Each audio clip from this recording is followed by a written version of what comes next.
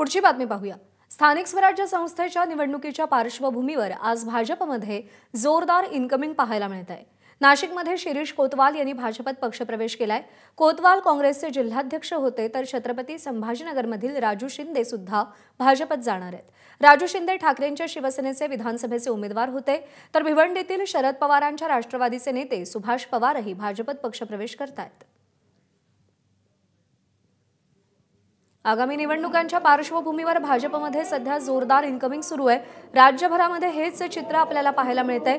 छत्रपती संभाजीनगर, मुंबई, भिवंडी या सगळ्या ठिकाणी मोठ्या प्रमाणात भाजपात पक्षप्रवेश होत आहेत। सोलापूरमध्ये सुद्धा गेल्या काही दिवसांपासून सातत्यानं भाजपात जोरदार इनकमिंग सुरू आहे।